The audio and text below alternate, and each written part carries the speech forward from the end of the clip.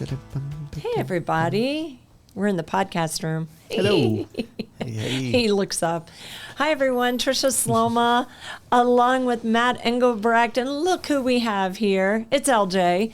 LJ Collier is our producer who's sitting in this morning. Kirsten Glover, you normally see her. She'll be back later this week.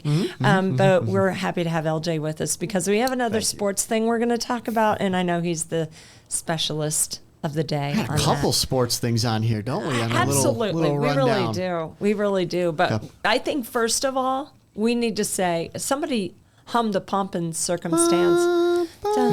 No, that's the Olympics. That's it. That was the Olympics. That was not it at all. You just totally shook my brain. A couple notes in. Hold on. No. That's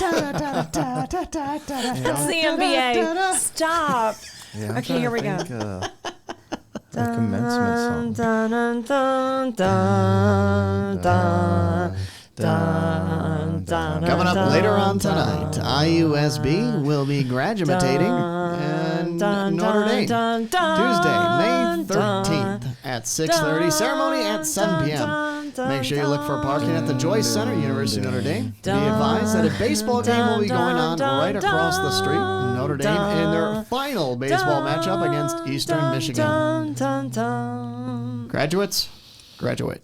Okay. Anyway, IU commencement. Hey, I think it's really cool. Can we just say we were actually kind of on tune? I can't believe that just happened. I know. That wasn't bad. I thought that was pretty good for, ad-libbing. Here's the thing. We've had some graduates already get their diplomas, and we want to say congratulations to Bethel University, Goshen College. Let's see, Ball State already graduated as well. We know this is graduation season, and those kids are all looking for jobs, and we wish them absolute best. Yes. Good luck. And then we got more coming up this weekend. Yes. A whole slew of different graduations. Right. And a lot of restaurants being booked up and hotels as well. You know, and we're talking Notre Dame, Yep. St. Mary's, and Holy Cross College. They try to do it all at once so that, not at the same night, but they spread it out, and then they trade off. The next year, they'll pick a different day of that same weekend. The same weekend. Yeah. But so this is going to be tough to either drive around if you have business or people that you're visiting in and around campus. This is a weekend to be very aware of who's going where. Right. Yeah. And be in May. It's not like anybody's busy at all. No. It's not like everything is going on. So pack your patience. Yeah, absolutely. Guys, we have something that we need to talk about. There was a really big news story, very tragic event. Several students on the JV baseball team for New Prairie were injured in a terrible crash on Friday of last, or I guess it was Thursday night, right? Yeah. And then Friday, we were all so concerned about these students. It was just really awful. And this all took place. A driver actually hit these two minibuses on their way to the game and left several students injured and their coaches too. So our thoughts are with them, but I think it's really cool. They're doing something very, very special to honor these kids and to actually help them raise some money, because we know that there's a lot of medical expenses involved with their care right now. One student in particular is very critically injured, still in intensive care, but I think it's really cool. And LJ, we had this in the show this morning. Something really special is taking place tomorrow night. Yes. So New Prairie and Penn High School are going to be playing at Four Winds Field, and I just think this is great. I'm sure a lot of the kids on both teams have, dreams of playing in college and, maybe minor league and then major leagues if they can make it that far. So to get a taste, of playing in a minor league stadium, and that it's holds beautiful. Tons of people. That atmosphere. Yeah. Yeah, it's going to be so cool. And the weather should be really great for this game too, right, Matt? We got scattered showers coming up on Wednesday. So for the game, you may have a quick delay, but the 50-50 raffle, half of that is going to help with the medical bills to help with the families that were impacted by this accident. So even a delay may cause more people to pay into the 50-50. and help. Again, it was a quick and life-changing event that happened last week. So to get out and to play, but also remind yourself that, this is an impactful event that happened last week, and the community coming together is a great way to kind of show support and help any way we can. Yeah, and they said that the JV team, obviously, they're not playing. They're not going to be a part of this, but this is just the varsity squads that are going at it tomorrow evening. Again, it's New Prairie and Penn. Folks are going to start showing up around 6 probably, and then there's just going to be that 50-50 raffle. So we're hoping that people will come out and maybe support. Maybe they don't have anything affiliated with either one of these teams, but we're letting the public know because so many people want to help in some way.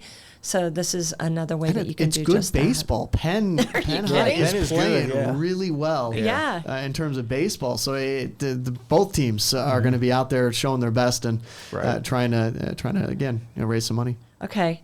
Let's turn to basketball.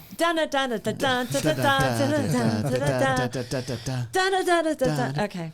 So wait, before you go into this, okay, the main story is just going to lead with it. MJ coming back to NBC, but during the morning show today, it had nothing to do with MJ coming back to NBC. It had to do with, what's the story with the theme song for NBC? Oh, yeah. Okay. So we were humming it, right? Yeah. You guys were all doing a very good job getting right into it and everything.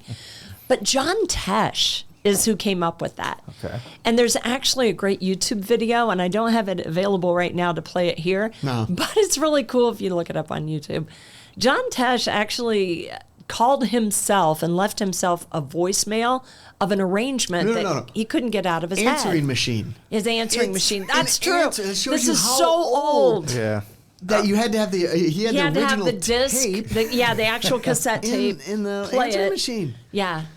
So kids at home, that's how it was done. Yeah. All right. That might outdate me a little bit. Yeah. So there was actually a little cassette tape that sat in a recorder, and that's how you recorded your messages that were incoming. Yeah. And he actually called back himself and left a message on that recorder, and he said, "This is something, an idea that I have for NBA." And he did the whole stuck in your head the rest of the day. Yeah. Absolutely. So isn't that cool? You have your choices here on the morning stretch. What else do we have? What song do you want in your head? So MJ again, LJ, he's coming back. Yes. He's going to do. I think this is cool. NBC getting MJ. Tell us more. Yeah. So I thought it was great when NBC got the NBA back. I think they did that deal late last year. Yep. Yes. And for MJ to be back around the game is great for, I know, a lot of Bulls fans, but just basketball fans in general. Yeah. Just because of what he's meant to the game ever since he left as an owner from the Charlotte Hornets, you can see right there. So I think this is all around a win-win-win, which is rare you have a win-win-win. So. Oh, yeah. Hey, Michael Scott was really big on the win-win-win. Michael Jordan was big on the win-win-win. What's win-win-win-win? Right. Can you do it 6 times? Is that times. True? 6 times. 6 times. Yeah, national titles. This is something, though, the NBC, they haven't had the NBA since 2002. Yep. This is huge. Yeah. They're bringing it back to NBC in a big way by getting who's arguably the best, the greatest of all time. Here we go. Yes. In basketball. She started it. I did. I wasn't going to go down that path. There. But since we have. It's all right, Tricia. I feel the same way. I do. I think so. Here's the thing, though. And Matt, you can argue that, hey, you know a time. There was a time when your beloved Detroit Pistons put him in his place. Yeah. You still remember that. That is, so you got the Bad Boys 89-90. Yeah. Michael Jordan was just coming up. And if you've watched the documentary, he mentioned, I knew all of this before. They did not let him get a shot off without bumping, hitting Bill Laimbeer, Rick Mahorn. They were physical with him, 90-91. And then the Pistons, they kind of went through a rebuilding decade.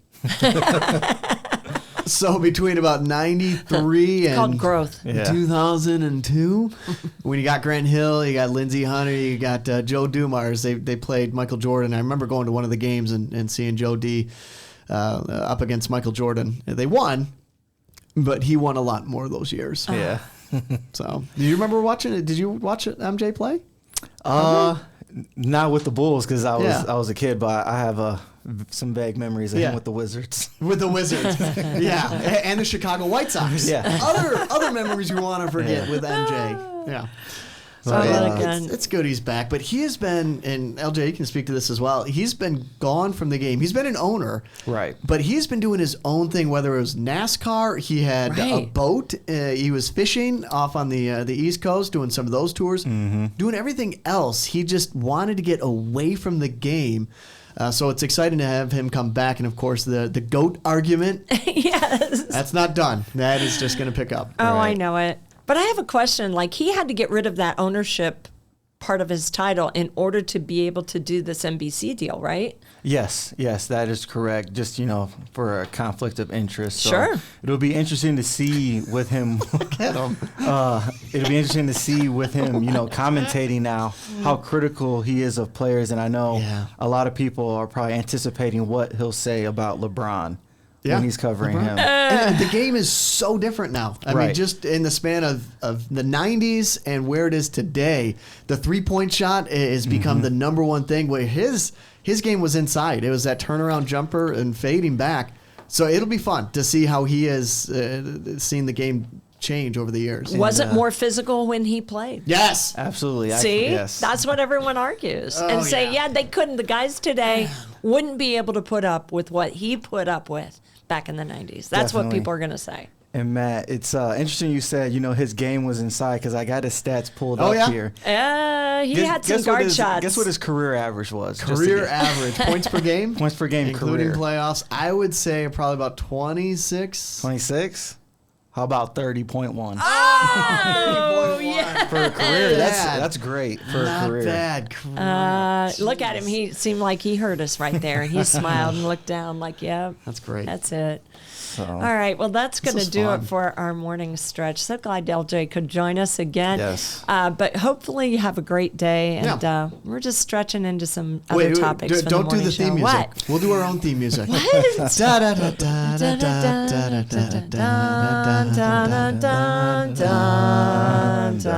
Bye, everybody. Have a great day.